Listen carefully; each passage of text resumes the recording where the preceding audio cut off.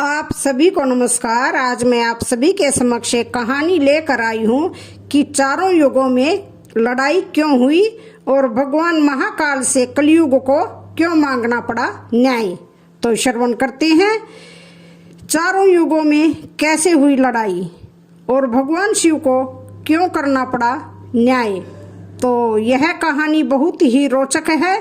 यह कहानी है सतयुग, त्रेता, द्वापर और कलयुग, चार युगों की। एक समय की बात है, चारों युग यानी चारों भाई एक साथ बैठे हुए थे। तब आपस में चारों में वाद विवाद होने लगता है।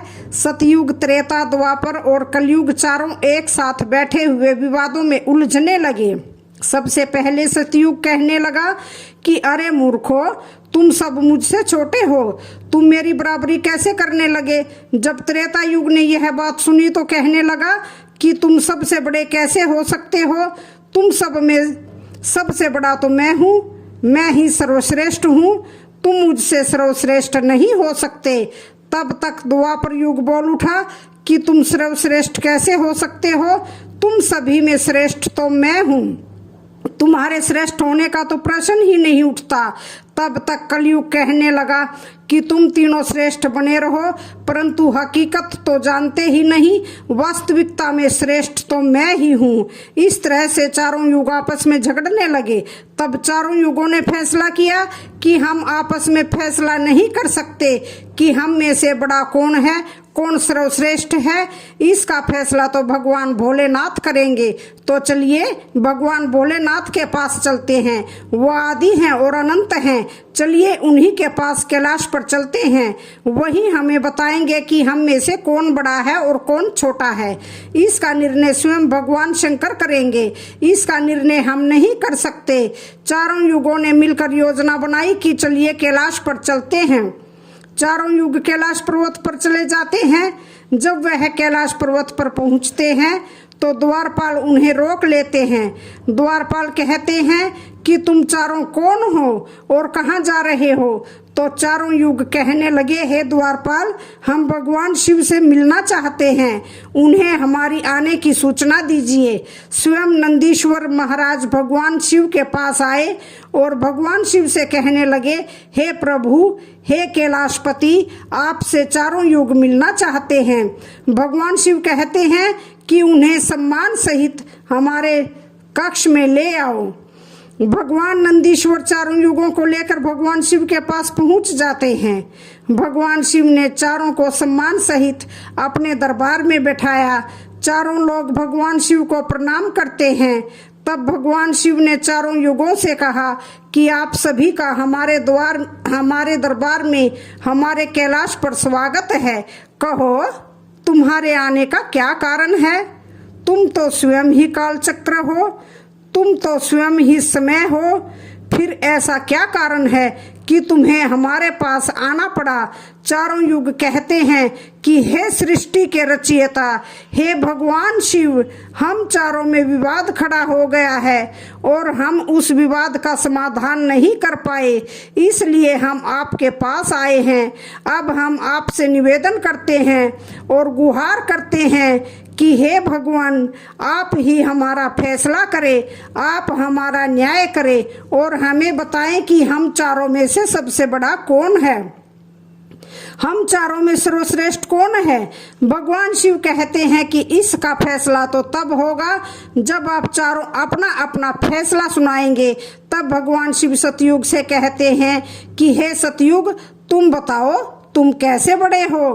तुम अपने आप को सर्वश्रेष्ठ बताने की कोशिश कर रहे हो, लेकिन वह कैसे, यह मुझे बताओ।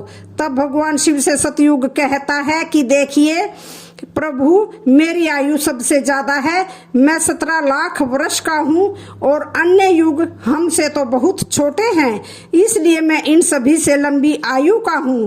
तब तक कलयुग बोल उठा और कहने लगा कि हे प्रभु, मैंने तो यही सुना है कि व्यक्ति कभी आयु से बड़ा नहीं होता, व्यक्ति तो गुणों से बड़ा होता है।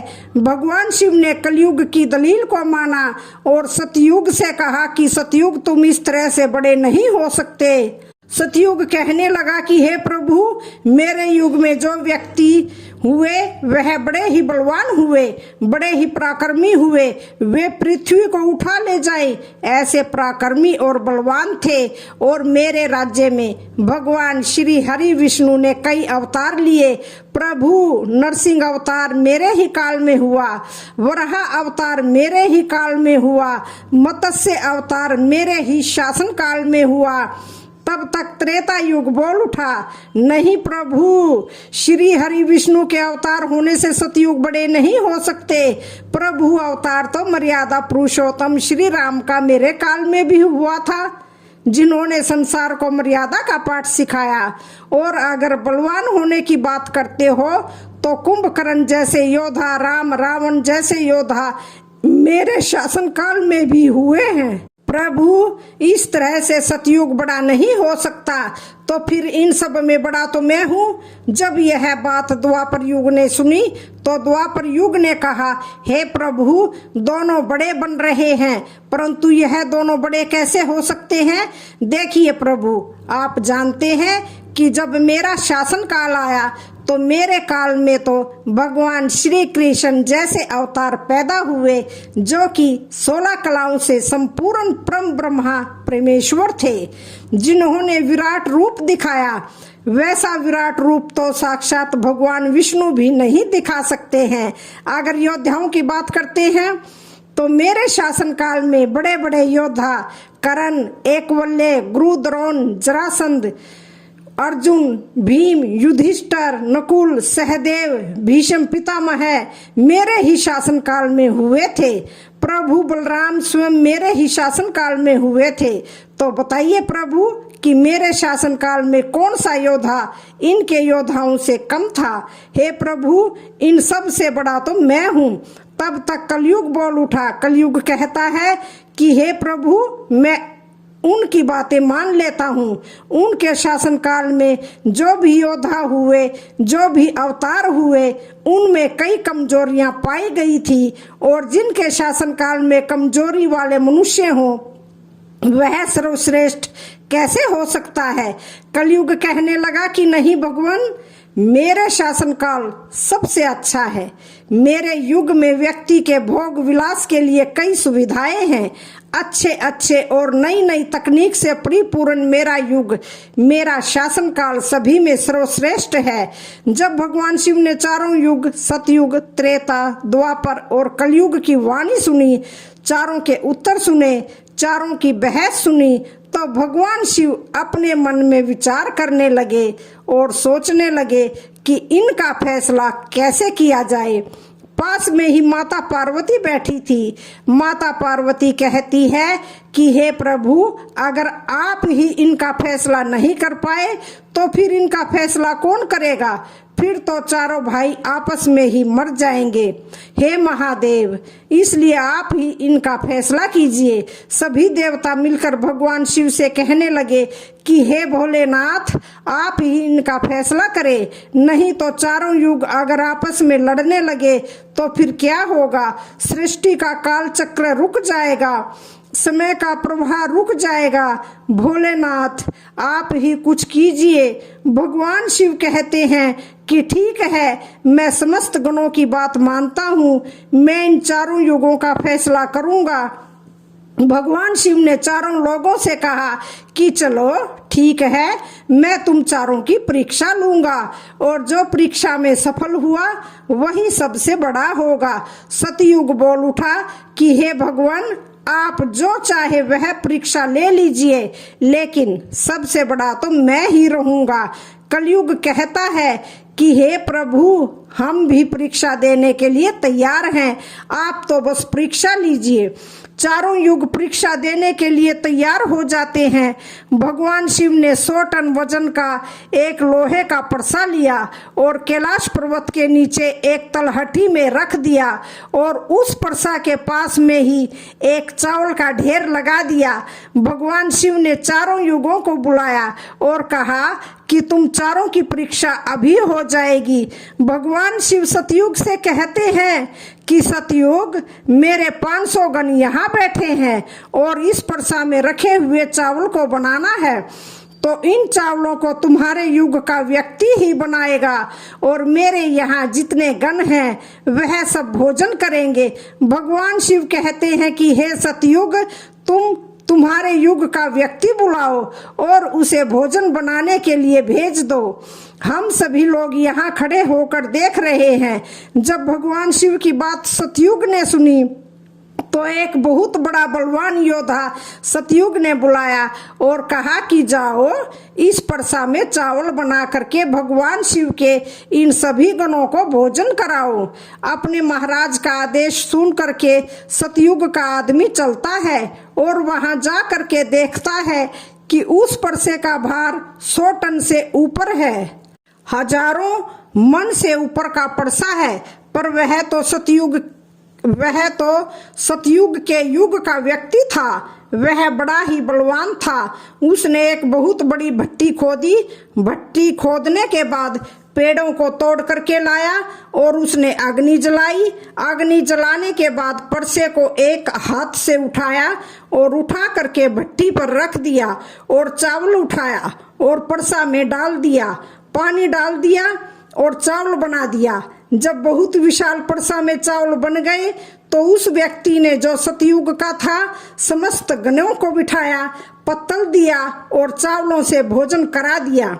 अपना कार्य पूरा करके वह अपने मालिक सतयुग के पास आया और कहने लगा कि हे प्रभु, मैं जा रहा हूँ, अब मेरा काम हो गया है। भगवान विष्णु और अन्य लोग यह सब देख रहे थे। फिर भगवान शिव त्रेता युग से कहते हैं कि हे त्रेता, तुम अपने युग के व्यक्ति को भेजो और यह परसा जो रखा हुआ है इसे मैं अपनी माया से हटा देता हूँ और इसी के समान दूसरा परसा बना देता हूँ। अब तुम अपने युग के व्यक्ति से इस चावल को बनवाओ और मेरे 500 गणों को भोजन करवाओ। तो त्रेता युग ने कहा कि ठीक है प्रभु, जैसी आपकी आज्ञा। त्रेता युग ने भी अपना एक महान योद्धा कुंभकर्ण जैसा बलवान प्रकट किया और उसको आदेश दिया कि जो तलहटी में नीचे हजारों टन का परसा रखा हुआ है, इसमें हजारों मन जो चावल रखा है उसे बनाना है, पकाना है और जब चावल पक के तैयार हो जाए तो इन 500 गणों को खाना खिलाना है। त्रेता युग का व्यक्ति भी बड़ा ही बलवान था। वह उस परसे के पास आया, पास में एक भट्टी खोदी और उस परसे को दोनों हाथों से उठा करके भट्टी पर रख दिया और ऊपर रखने के बाद अग्नि जलाई और अग्नि जलाकर उसमें चावल डाला। चावल पक करके तैयार हो गए।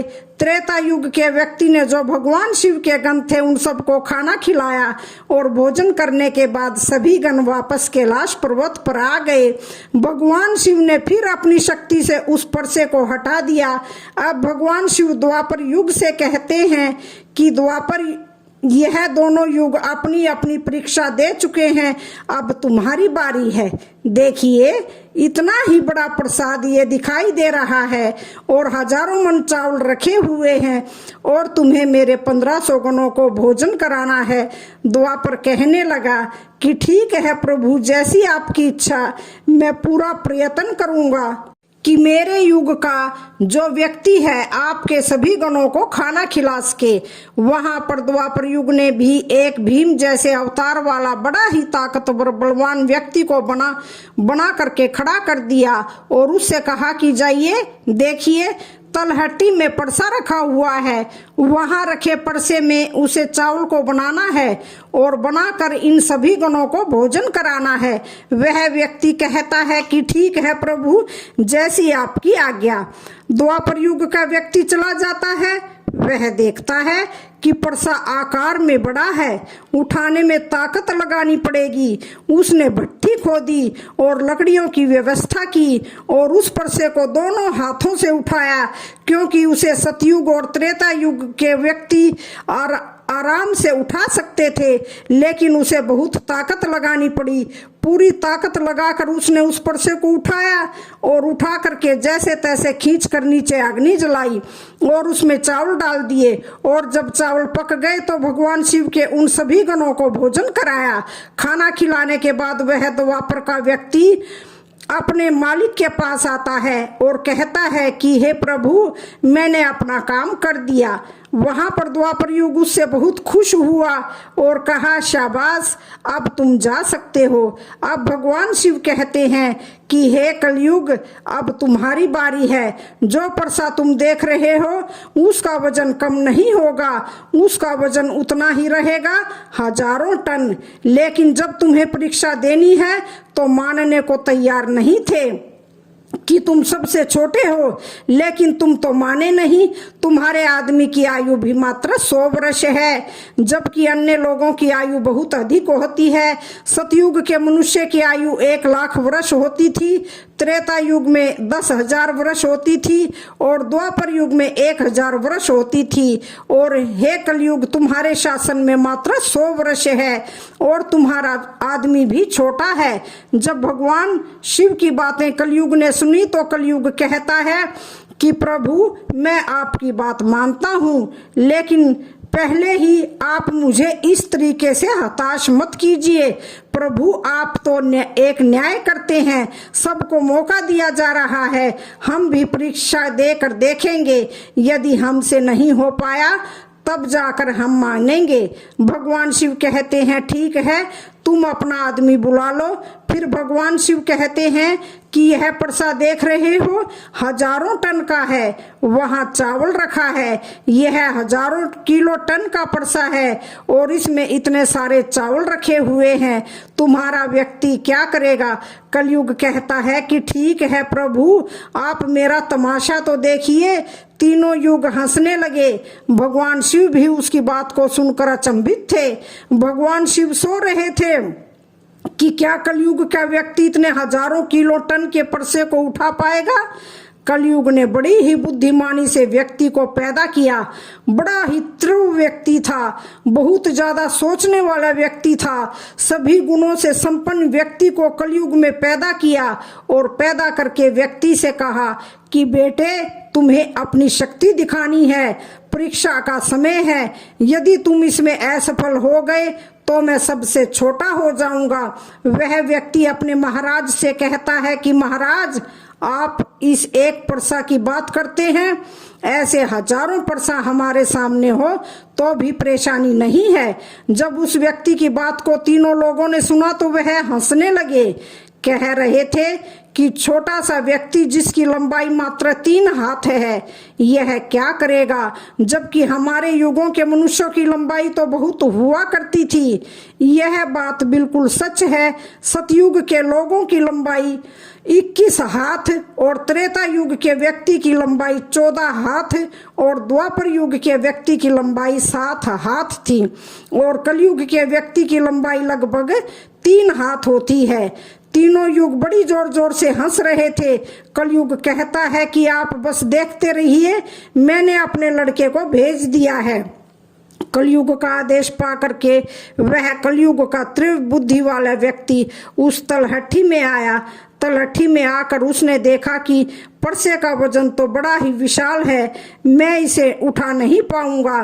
तो उस व्यक्ति ने दिमाग लगाया, उस परसे के नीचे मिट्टी खोदना शुरू कर दिया। परसा तो उसने हिलाया भी नहीं और उसके नीचे भट्टी खोद कर तैयार कर दी।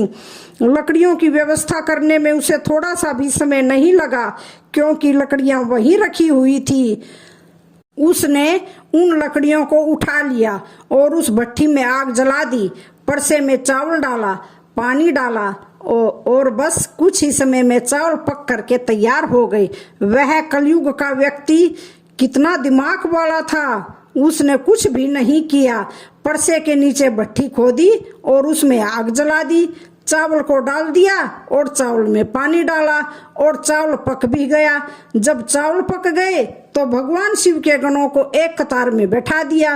उन गणों से कहा कि आप मेरा साथ दें और आप इस चावल को आपस में परोस दीजिए। भगवान शिव के 4 विशाल गढ़ चलते हैं और उन चावलों को भर भर के सभी गणों को परोस दिया। तब कलयुग कहता है कि अब आप सब भोजन कर सकते हैं। भगवान शिव के सभी गण खुशी खुशी भोजन करते हैं। कलयुग के मनुष्य ने उन 4 शेष बचे गणों को भी भोजन कराया। भोजन करने के बाद उस परसे को साफ किया और परसा वहीं छोड़ दिया और उसका काम पूरा हो गया। वह अपने महाराज कलयुग के पास आया और आकर के कलयुग से कहा कि हे प्रभु, मैंने आपका काम कर दिया है। कलयुग बहुत खुश था, कहने लगा शाबाश, आपने मेरी लाज रख ली, आपने मेरी परीक्षा पास कर दी। भगवान शिव और तीनों युग देखकर अचंभित रह गए। कलयुग कहने लगा कि हे भगवान शिव, अब आप निर्णय कीजिए कि हम में से बड़ा कौन है। भगवान शिव मन में विचार करने लगे और सोच करके जवाब दिया। भगवान शिव कहते हैं कि मैंने तुम चारों की परीक्षा देखी। जब सतयुग का व्यक्ति आया तो उसने अपनी ताकत लगाई और ताकत लगाकर परसे को उठा करके अग्नि पर रख दिया और स्वयं ही मेरे सभी गणों को चावल परोसा। जब त्रेता युग की बारी आई तो उस व्यक्ति ने भी बिल्कुल ऐसा ही किया। परसे को उठाया, भट्ठी पर रखा, उसमें चावल डाला, पानी डाला और उसे पकाया और सबको खिलाया। और इसी तरीके से द्वापर युग के व्यक्ति ने भी किया, परंतु आपने देखा कि मात्र 3 हाथ का व्यक्ति, इसकी बुद्धि देखिए कितना विशाल परसा था, शायद इसे हिला भी नहीं सकता था। उसने उस परसे में चावल बना दिए। मेरे इतने गम थे कि अगर वह बाल्टी से परोसता तो वह शायद परेशान हो जाता। तो देखिए, उसने उनमें से ही 4 गण अपनी सहायता के लिए बुलाए और चारों गणों से भोजन परोसवाया और स्वयं बैठा रहा। यह तो बड़ा बुद्धिमान व्यक्ति हुआ, यह तो बड़ा बुद्धिमान युग हुआ। भगवान शिव कहते हैं कि कलयुग ही बुद्धिमान व्यक्तियों का युग होगा। इसमें मशीनों का आविष्कार होगा, बड़े बड़े दिमागधारी होंगे। भगवान शिव कहते हैं कि तुम सब युग जैसा शासन करते आए हो। ठीक है, तुम्हारे युगों में मनुष्य धार्मिक हो, लेकिन तुम्हारे युग के व्यक्तियों में बुद्धि का अभाव था। उन्होंने कभी अपनी बुद्धि का उपयोग नहीं किया। नहीं तो कुंभकर्ण, रावण, इनके जैसे महान योद्धा जिनको मारने के लिए स्वयं भगवान अवतार लेकर आए, और वह इतना मूर्ख थे, यह नहीं जान सके कि यह भगवान है, यह सृष्टि के रचनाकार हैं, और उनसे युद्ध किया और सभी के सभी मारे गए। कलयुग के व्यक्ति को देखो आप, वह कितना बुद्धिमान है, और आगे आने वाले युगों में कलयुग के राज में वैसे भी बुद्धिमान व्यक्ति देखने को मिलेंगे। तो भगवान शिव ने फैसला किया कि तुम चारों में सबसे बड़ा कलयुग होगा। कलयुग मशीनों का युग होगा। कली का नाम है मशीन और युग माने समय। कलयुग मशीनों का समय होगा। इस समय बड़ी बड़ी मशीनों का आविष्कार होगा जो कि सतयुग, त्रेता युग और द्वापर युग में नहीं हो पाएगा। भगवान शिव की बातें सुनकर वह चारों युग भगवान शिव की बात मान लेते हैं और चारों युग अपने अपने धर्मों को और अपने अपने राज्यों को लौट जाते हैं। इस प्रकार भगवान शिव ने चारों युगों का फैसला किया। तो आज की वीडियो का यहीं पर समापन होता है। वीडियो अच्छी लगे तो चैनल को लाइक, शेयर, सब्सक्राइब जरूर करें। धन्यवाद।